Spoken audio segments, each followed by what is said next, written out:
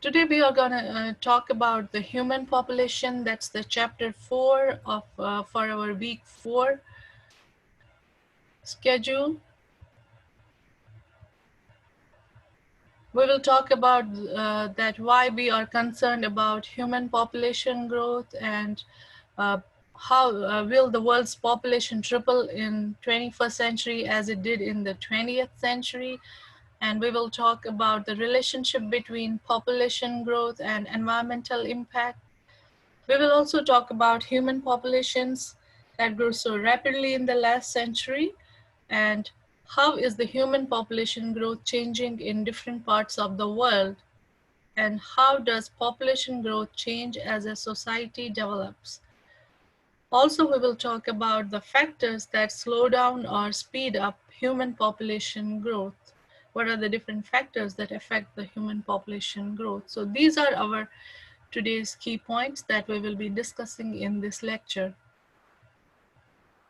Let's start with a case study that how the population stabilized in Brazil. It has been found that in Brazil there are a mix of economic growth, female empowerment, urbanization, and the widespread popularity of television.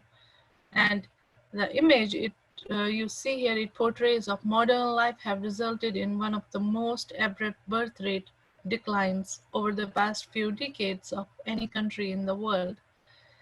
That might be one of the reasons that why the population stabilized in Brazil. It has been found that swift economic progress has brought a dramatically improved standard of living for most of the Brazilians.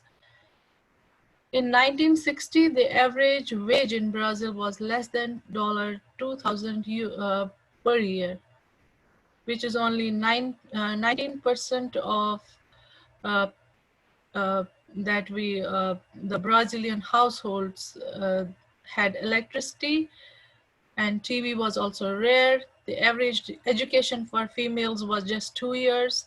The typical woman had 6 children, and annual population growth rate was 3%. But 50 years later, the average wage had risen fivefold. That means 95% of households had both electricity and TV. So from 19% to 95%, it has increased up to 95%, which is a huge difference. That the households had both electricity and TV, and average education for females was, which was just 2 years, 50 years before, and now it's like 7 years a year more than for females. The fertility rate, that's the number of children per woman in a lifetime, was 1.8, that means 2, which was 7 children per woman.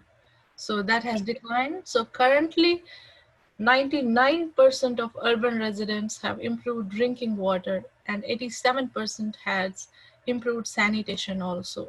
Infant mortality has fallen from 204 per thousand children in 1960, you can see here.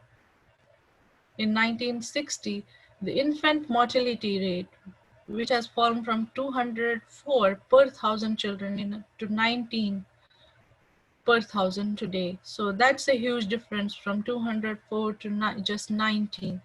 Knowing that your children are likely to survive to adulthood, it makes a big difference that how many you choose to have. Because if they have the notion that the children, they are most likely to die because of certain diseases or improper sanitation or all the things, they are not available for the availability of all things. So they try to choose 7, for example, 7 children per woman. But knowing that their children are likely to survive to adulthood, it makes a big difference for them. So they choose how many they should have. For example, it has now declined to 2 children per. So that has also bring a tremendous decline in population growth in Brazil.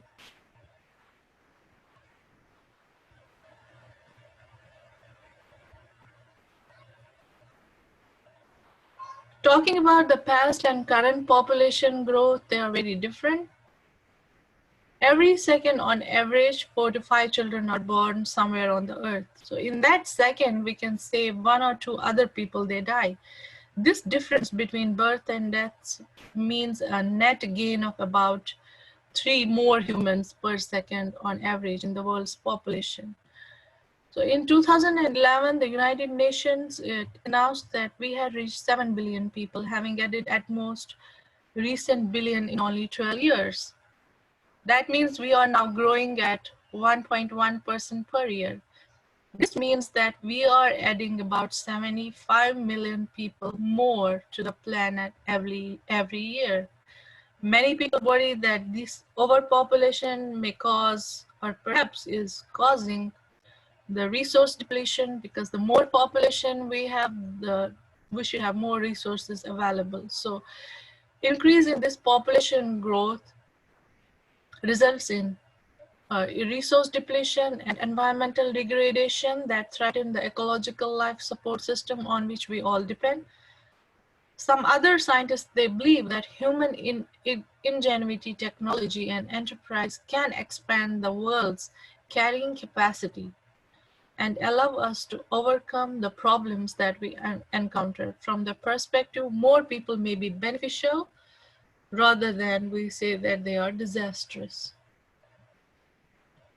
So we can say that whether the human populations will continue to grow at present rates and what that growth would imply for environmental quality and human life, they are among the most central and pressing questions in environmental science, which we will discuss further in our slides.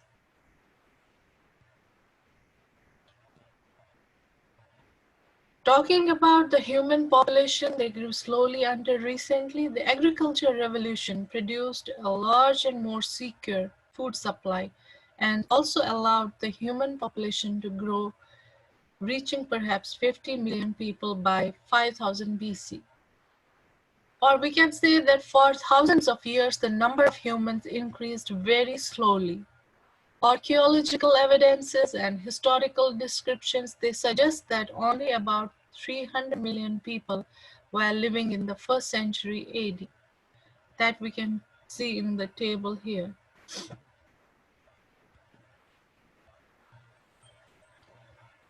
So this is the table that shows the world population growth and how it's doubling times. So 5000 BC, 50 million, and then 800 BC, 100 million, and then doubling time was 4,200 years. And 2050, it's estimated that the population will be like 9 million. So that's the doubling time was 200 in just 215 years.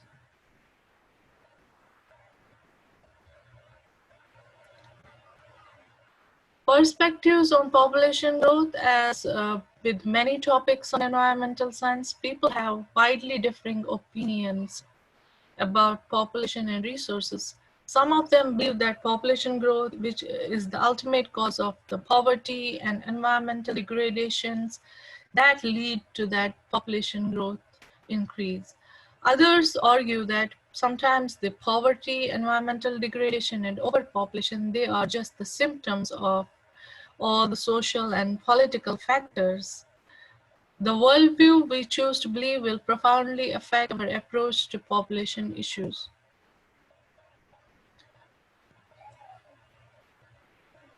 Let's talk about that how does the environment or culture control the human population growth.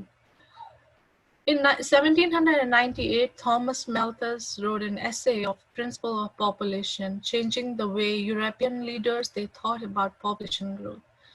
Malthus actually collected data to show that populations they tend to increase at an exponential or compound rate, whereas the food production it either remained stable or increased only slowly.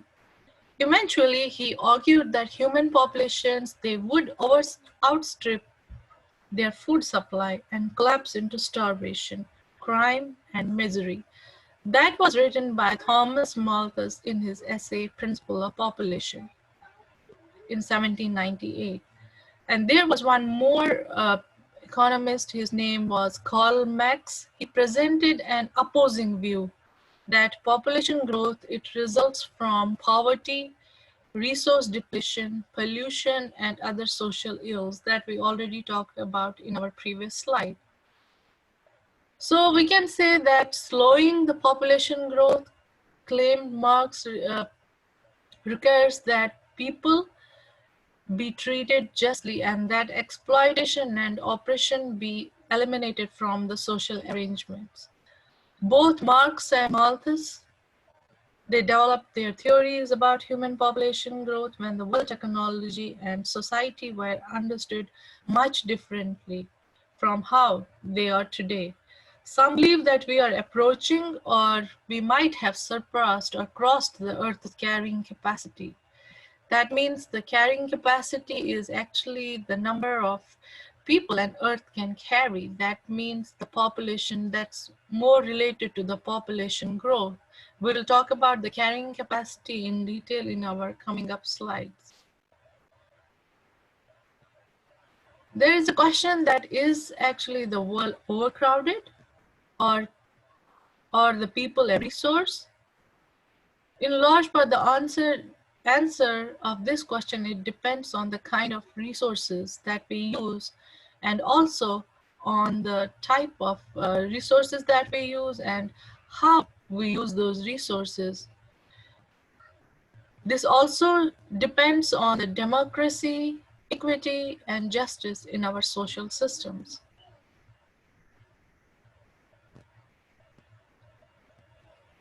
Let's talk in detail about what's the carrying capacity for humans. Some believe that we are approaching or may have crossed the Earth's carrying capacity, but there was John Cohen, Rockefeller University published estimates that maximum human population size the planet can sustain. Like I already told all of you that carrying capacity is the maximum population size that Earth planet can sustain, can carry. The estimate spanning 300 years of thinking converged on a median value of about 10 to 12 billion. There was one more scientist, that was David Pimentel from Cornell University. He stated that by 2100, if current trend continues, the 12 billion miserable humans will suffer a difficult life on Earth.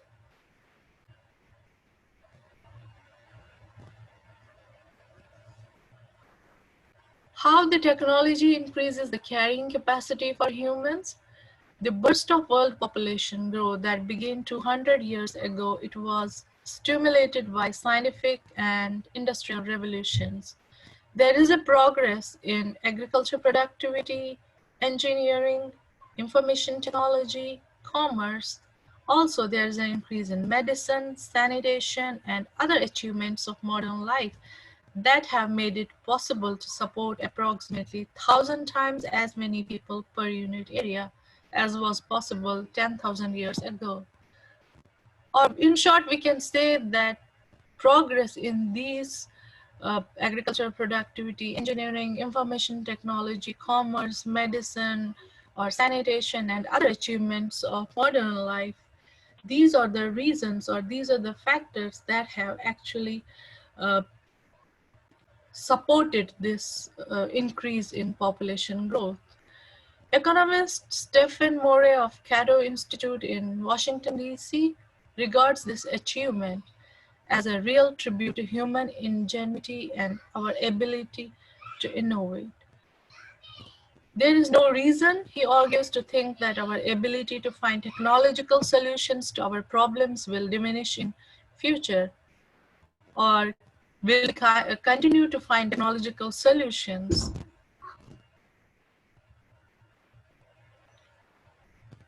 Technology increases the carrying capacity for humans, so if we have to calculate the impact, it would be population times affluence times technology. That way we can calculate the impact.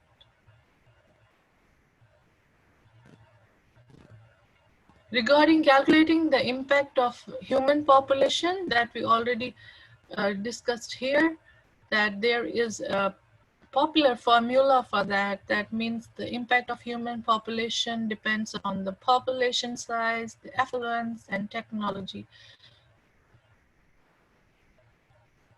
While increased standards of living in Brazil have helped to stabilize that population, that we already discussed, that how they stabilized the population, the Brazilians, they also bring about high technological impacts. A family that's living in an affluent style, it depends on high levels of energy and material consumption, and that produces excessive amounts of pollution, could cause greater environmental damage than a whole village of hunters and gatherers or subsistence farmers.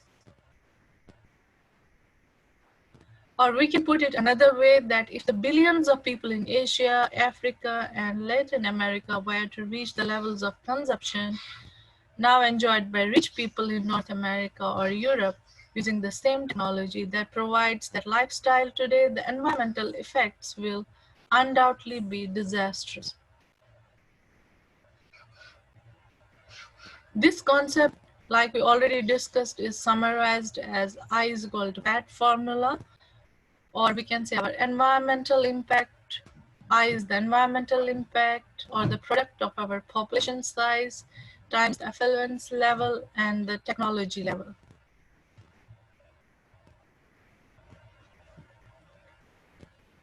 Ecological footprints, they can calculate the impact. Services that are provided by nature, they make up a large proportion of our ecological footprint. For example, the forests and grasslands, they store carbon, protect the watersheds, purify air and water, and provide wildlife habitat. So these are the services that are provided by these forests and grasslands.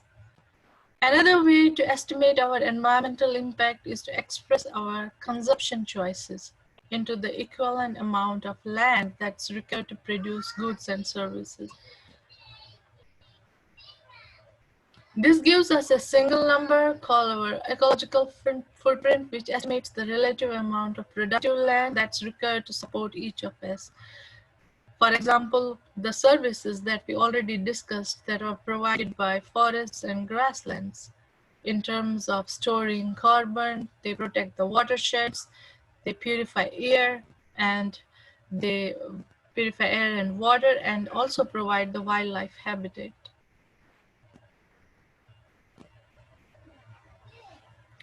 Population growth could bring benefits also. Adding people also boosts human ingenuity and intelligence that can create new resources by finding new materials and discovering new ways of doing things.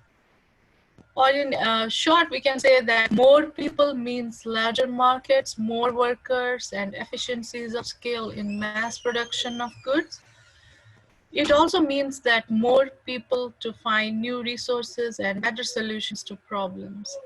There was an economist, Julian Simon. He believed that people are the ultimate resource, and that no evidence shows that population, crime, unemployment, or crowding, the loss of species, or any other resource limitations, they will worsen with population growth.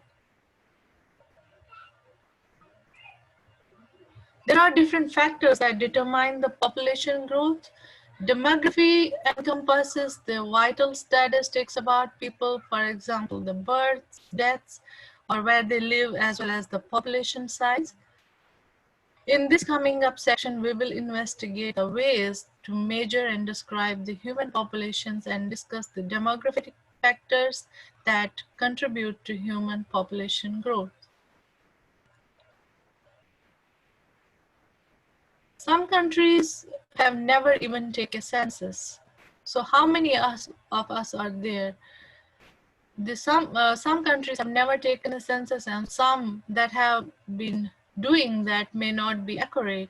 So government overstate or understate their populations to make their countries appear larger or more important or smaller and more stable than they really are. There are some individuals, especially if they are homeless, refugees, or we have some illegal aliens, they may not want to be counted or identified. So talking about the census, maybe that's not the right way, and because we already, like I already told all of you, that some countries they have never taken a census, and some that have done that, that may not be accurate for them, because there are some countries they just pretend, they just show that their populations to make their countries appear larger, and there are, so that if they are larger they are more important, or some countries they pretend to make their uh, countries smaller and more stable than they really are. United Nations, it estimate of 7 billion people in 2011 is only an estimate. Even in this age of information technology and advanced communication, counting the number of people in the world is an inexact science.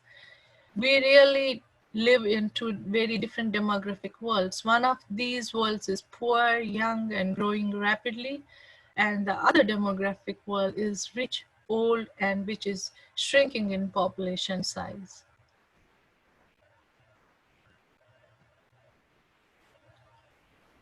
Like we already discussed that we really into live into different demographic worlds. The poorer world is occupied by vast majority of people who live in the less developed countries of Africa, Asia, and Latin America. These countries they represent about 80% of world population, but they will contribute more than 90% of all projected future growth. The richer world is made up of North America, Western Europe, Japan, Australia, and New Zealand.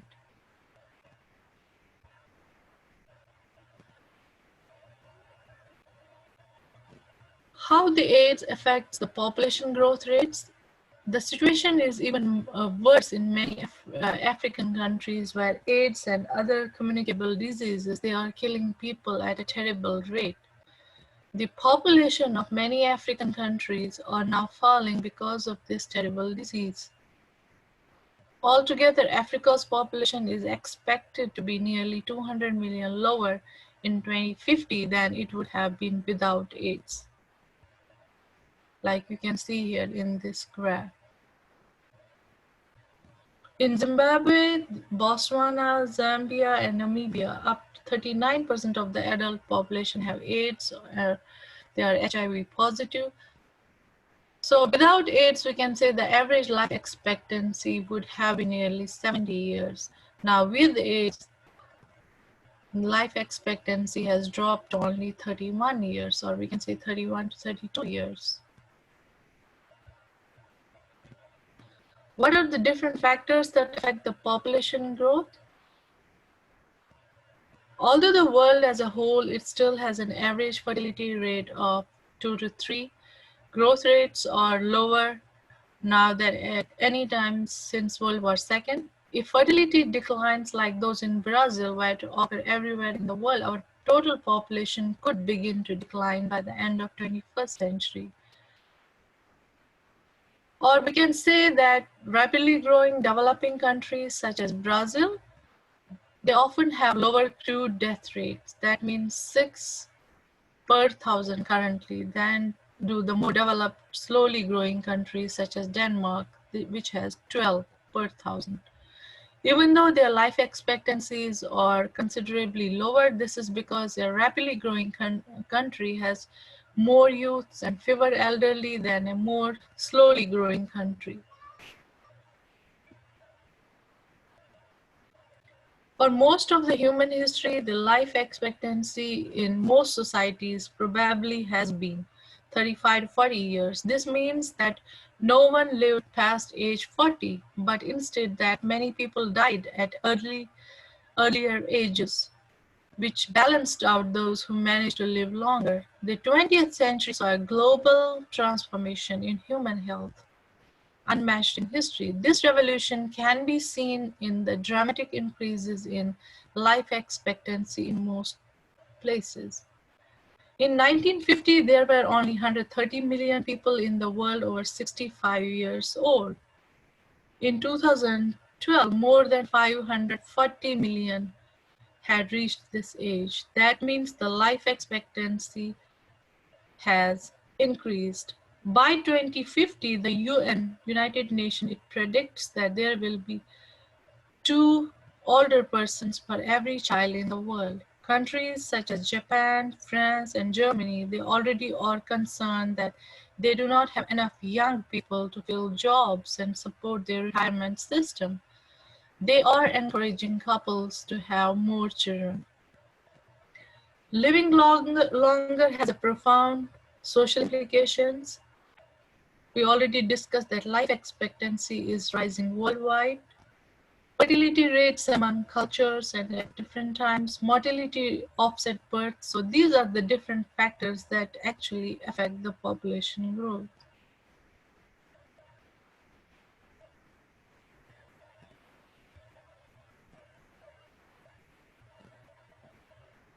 Fertility induced by culture. It has been found that upper class women in 17th and 18th century Europe, whose babies were given to wet nurses immediately after birth, they sometimes had 25 or 30 pregnancies. The highest recorded total fertility rates for working class people are among some. Anabaptist agriculture groups in Northern America who have averaged up to 12 children per woman.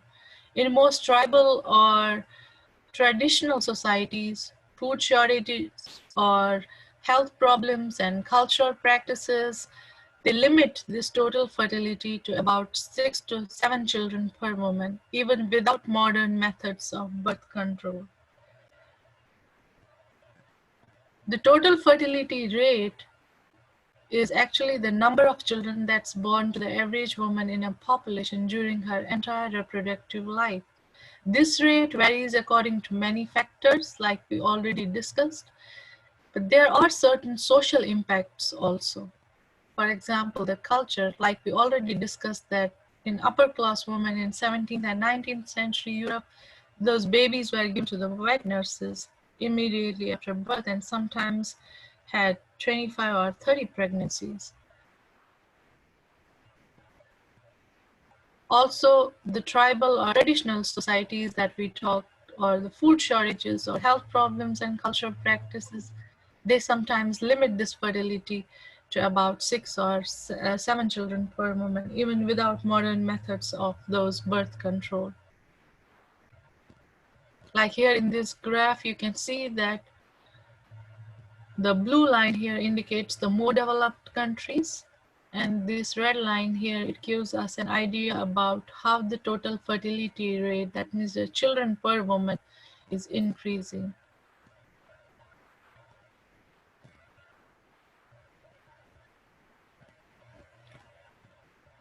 In 1950 to 2000, and then you can see how the rate of this total fertility rate, that is the children per woman, is decreasing.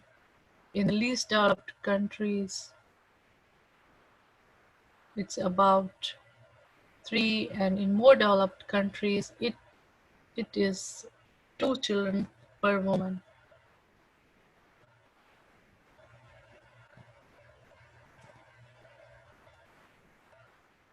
What do we mean by zero population growth?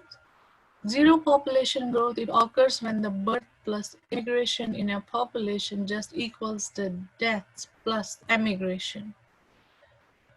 Where the infant mortality rates are high, the replacement level may be 5 or more children per couple. In the more highly developed countries, this rate is usually 2 children per couple because some people are infertile, have children who do not survive, or choose not to have children. So these are the different factors. It takes several generations of replacement level fertility to reach this zero population growth. Fertility rates, they have declined dramatically in most regions of the world over the past 50 years, while the world as a whole has an average fertility rate of 2.6, that means 3 children per woman. Growth rates are now lower than at any time since World War II.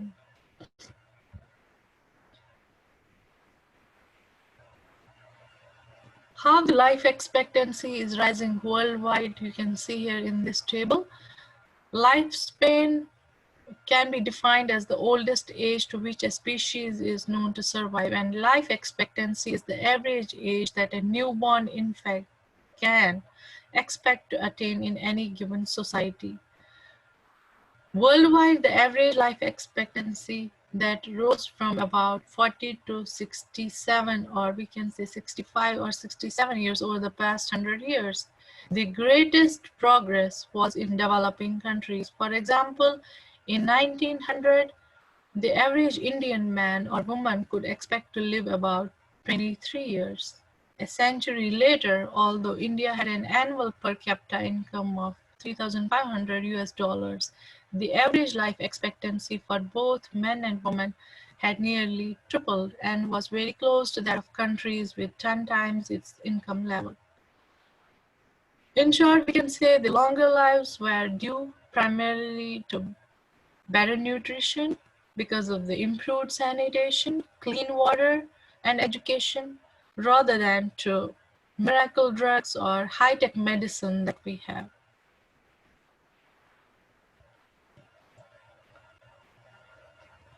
But this living longer has also profound social implications. A population grows rapidly by natural increases has more young people than does a stationary population. One way to show these differences is to graph these age classes in histograms. For example, in Niger, which is growing at a rate of 3.9% per year in 2012, about half of the population is pre-reproductive category. That means below age 15. Even if total fertility rates they fell abruptly, the total number of births and the population size would continue to grow for some years as these young people they have entered their reproductive ages. Both rapidly growing countries and slow growing countries can have a problem with their dependency ratio or the number of non-working compared with working individuals in a population. In Nigeria, for example, each working person supports a high number of children. In the United States, by contrast, a declining working population is now supporting even larger number of retired persons.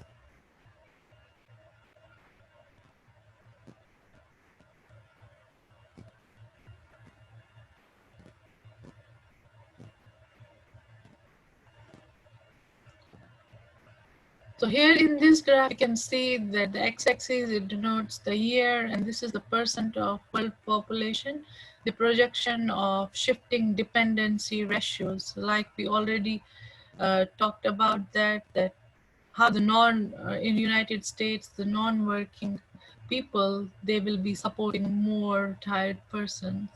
By the mid 20th century, children under age 15 will make up a smaller percentage of world population, whereas people over age 65 will contribute an increasing share of the population.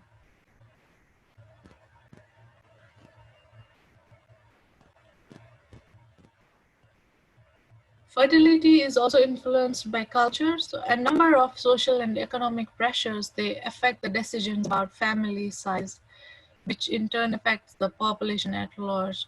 In this section, we will talk about that how the social and economic pressures, they affect the family size or the population or the fertility rate.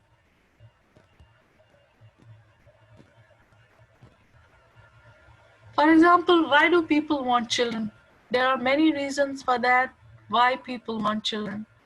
Children may be a source of pleasure, pride, and comfort. They may be the only source of support for some elderly parents in countries without a social security system. While the infant mortality rates they are high, the couples may need to have many children that in order to ensure that at least a few will survive to take care of them when they are old. Where there is little opportunity for upward mobility, children give status in society, express their parental creativity, and also provide a sense of continuity and accomplishment, which is otherwise missing from life. Often, the children are valuable to the family not only for the future income, but even more as a source of current income and help with the household chores.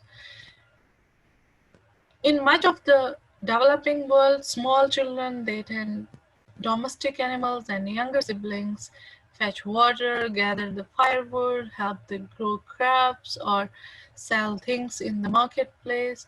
The parental desire for children rather than an unmet need for contraceptives may be the most important factor in population growth in many cases.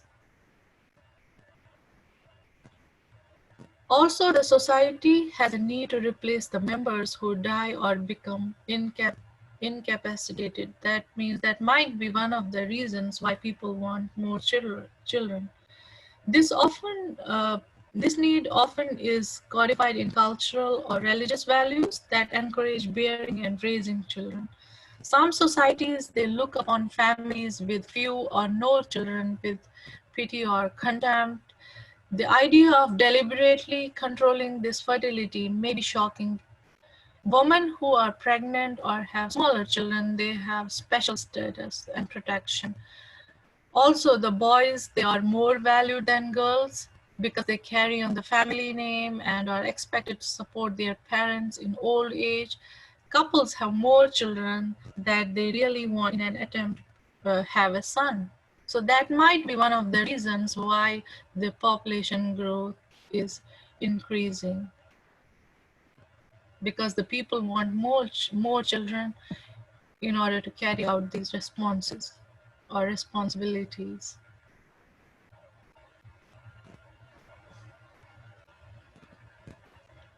In rural areas, it has been found that with the little mechanized agriculture, the children are needed to tend the livestock, they care for their younger children, and help parents with household things. While agriculture is mechanized, the rural families knew children just as urban families do. So helpful but not critical to survival, this affects the decision about how many children they should have. Education and income, they also affect the desire to children. In more highly developed countries, many pressures, they tend to reduce the fertility. When women have opportunities to earn a salary, they are less likely to stay home and have many children. Not only do those women find the challenge and variety of a career attractive, but the money that they earn outside the home becomes an important factor or important part of the family budget. Or in short, we can say that education and the socioeconomic status are usually inversely related to fertility in the richer countries. However, in less developed countries, while feeding and clothing children can be a minimal expense, adding one more children to a family, it doesn't matter. So by contrast, raising a child in a developed country can cost hundreds and thousands of dollars by the time the child finishes school and is independent. Under these circumstances, the parents are more likely to choose to have one or more children on whom they can just concentrate their time, energy, and financial resources.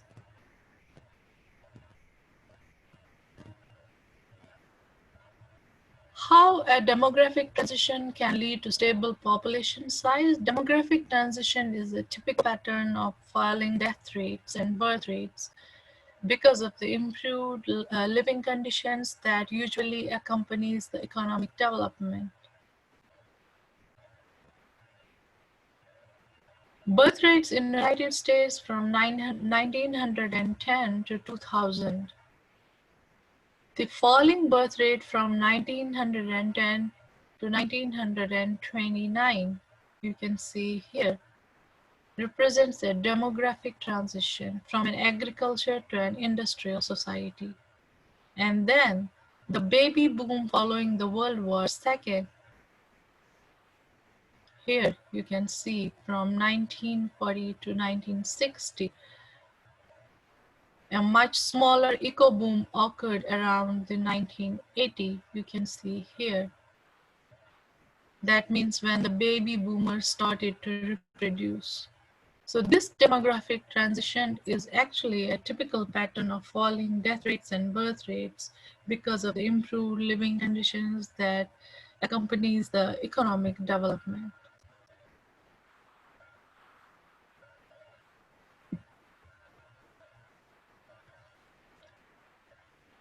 So this is the stage one.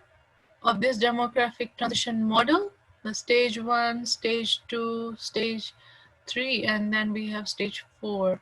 Economic and social conditions, they change mortality and birth rates. Stage 1 represents the conditions in a pre-modern society. For example, we had the food shortages, the malnutrition, lack of sanitation and medicine. Also, the accidents were happen more often and other hazards. They generally keep these death rates in such a society around 30 per thousand people. Birth rates are correspondingly high to keep population densities relatively constant in the stage first. In stage second, the urbanizing and industrializing took place. So there were stage second bring more better jobs, the medical care, sanitation, and a generally improved standard of living, and death rates often fall very rapidly. Birth rates may actually rise at first as more money and better nutrition allow people to have children they always wanted. In a couple of generations, however, their birth rates fall as people see that all their children are more likely to survive and that the whole family benefits from concentrating more resources on fewer children. In stage 3 here, there are the mature or industrial revolution. We can say that depending on how long it takes to complete the transition, the population may grow through one or more rounds of doubling before coming in balance again. You have to note here that the populations grow rapidly during stage 3 when the death rates have already fallen but birth rates remain high. The stage 4 represents the conditions in developing countries where the transition is almost complete. Here you can see this is the stage 4, and both birth rates and death rates are lower and often a third or less than those in the pre-development era. We can see the population comes into a new equilibrium, we can say, in this phase 4 or stage 4, but as much large size than before. Most of the countries of Northern and Western Europe went through a demographic transition in the 19th or early 20th century. In countries such as Italy, where fertility rates have fallen below replacement rates, there are now very few births than deaths, and the total population curve has started to decline.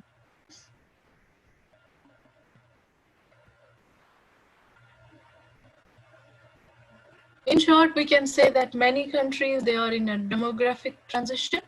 Some countries have had remarkable success in population control in Thailand, China, and Colombia. For example, the total fertility dropped by more than half in 20 years. Morocco, Jamaica, Peru, and Mexico, they all have seen fertility rates fall by 30 to 40% in a single generation.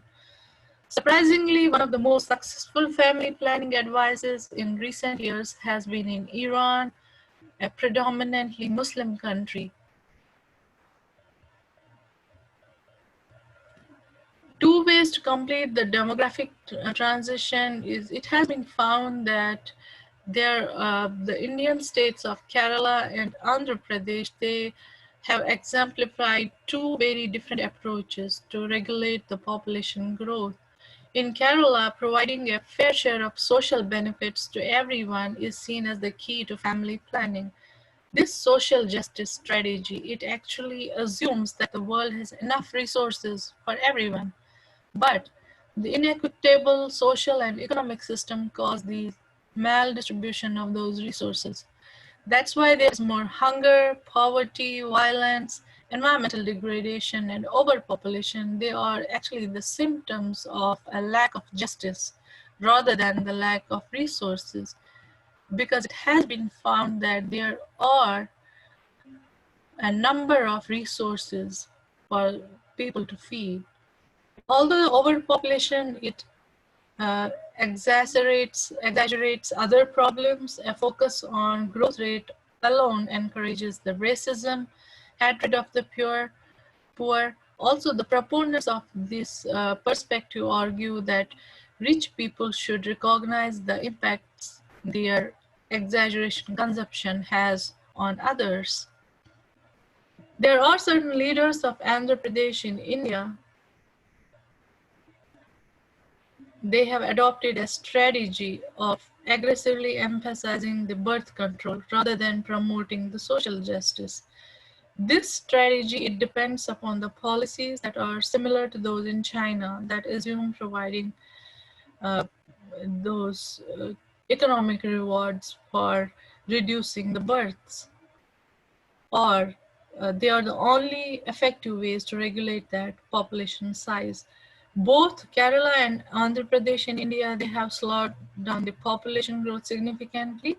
And although they employ very different strategies, but both aim to avoid that demographic trap in which rapidly growing populations exceed the sustainable yield of local forests, grasslands, croplands, and also the water resources.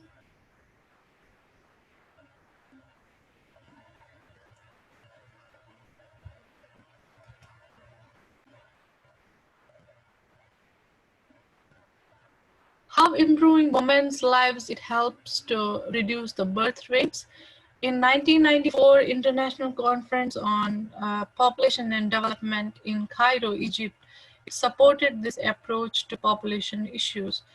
A broad consensus reached by 180 participating countries, it agreed that responsible economic development and education and women's rights along with high quality health care, that means which includes the family planning services, must be accessible to everyone if the population growth is to be slowed. Child survival is one of the most critical factors in stabilizing the population. So when infant and child mortality rates are high, as they are in much of the developing world, the parents they need to have high number of children to ensure that some of them will survive to adulthood. There has never been a sustained drop in birth rates that was not first preceded by a sustained drop in infant and child mortality.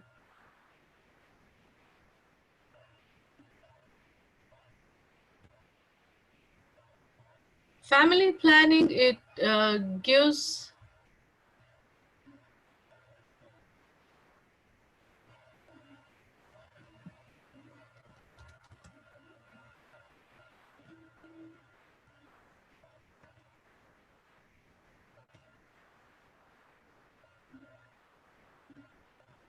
family planning doesn't necessarily mean fewer children. People could use family planning to have the maximum number of children possible, but it does imply that the parents will control their reproductive lives and make rational consciousness decisions and about how many children they will have and when those children will be born rather than leaving it to chance. So, as a desire for smaller families becomes more common, birth control often becomes essential part of family planning. So, what actually birth control is that it actually means any method that's used to reduce the births, including the celibacy, delayed marriage, contraception, and methods that prevent embryo implantation, and other methods like induced abortions.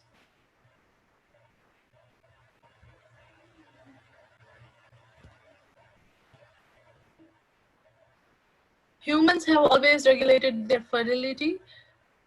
It has been found that studies of hunting and gathering people such as uh, Tongsan or Kalahari Desert in Southwest Africa, they indicate that our early ancestors, they had stable population densities, not because they killed each other or starved to death regularly, but because they controlled the fertility. For instance, San women, they breastfeed children for 3 to 4 years.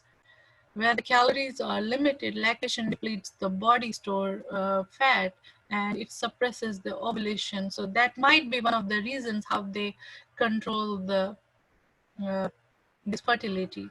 Coupled with taboos against intercourse, it was found that while breastfeeding, this is an effective way of spacing children. So that was done back centuries, for example, when the people were just hunting and gathering people. So that was just an idea that how they control their fertility or how they control the baby birth.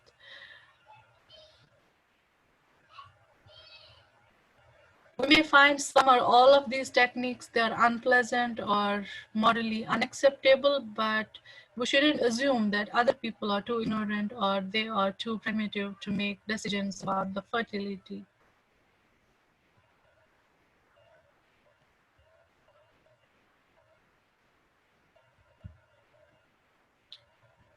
But today there are many other options also for controlling the fertility. More than 100 new contraceptive methods they are being studied, and some appear to have great promise to have uh, great results. Recently, the U.S. Food and Drug Administration it approved the 5 new birth control products. 4 of these are use various methods to administer those female hormones that are in the pregnancy. There are other methods also for women or injections for men that are years away from use. So nearly we can see that all are biologically based, hormonal rather than mechanical. Other methods are also, like I already discussed, they are away from use but will take a new direction entirely. The vaccines for women are being developed that will prepare the immune system to reject the hormone uh, chorionic gonadotropin, which maintains the uterine lining and also allows the egg implantation, or that will cause an immune reaction against the sperm. So that might be one of the practices to control the fertility. Injections for men are also focused on reducing the sperm production that have proven effective in mice.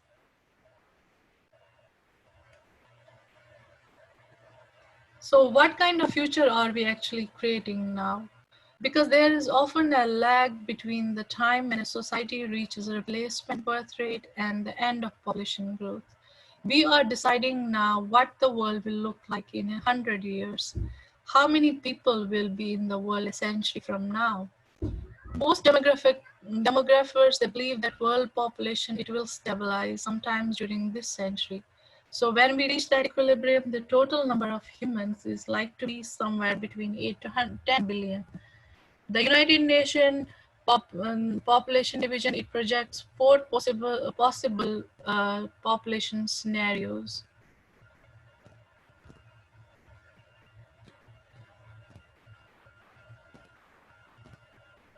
The family planning practices that we already discussed in our previous slides, for successful family planning programs often require significant societal changes.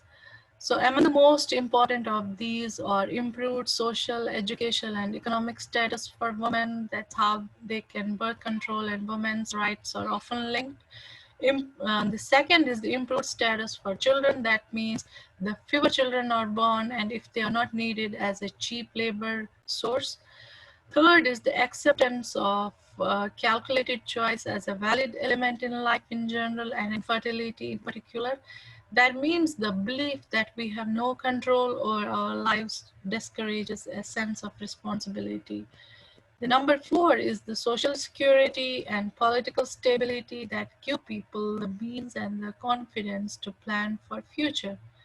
And number 5 will be the knowledge, availability, and use of effective and acceptable means of birth control. Concerted efforts to bring about these types of social changes can be effective. 20 years of economic development and work by our voluntary family planning groups in Zimbabwe, for example, they have lowered this total fertility rates from 8 children to 5 per woman on average. Surveys also show that desired family sizes that have fallen nearly by about a half, that's from 9 to 4 children, and that nearly all women and 80% of men in Zimbabwe, they use those contraceptives. Like we already discussed the case study of Brazil, it gives us the hope for future. So already nearly half of the population lives in countries where total fertility rate is uh, at or close to the replacement rate. The example of Brazil gives us the hope that with rising standards of living, population growth will spontaneously slow without harsh government intervention. So, concluding this chapter, we talked about so many scenarios and how we can slow down this population growth and how Brazil did this. A few decades ago, we were warned that a human population explosion was about to engulf the world. And however, the birth rates have fallen. However, almost everywhere, and most demographers now believe that we will reach an equilibrium around 9 billion people in 2050. How or if we should carry out family planning and utilize the birth control remains controversial, and how many humans our planet can support on a long-term basis also remains a vital question. So that was all about today's lecture. Thank you.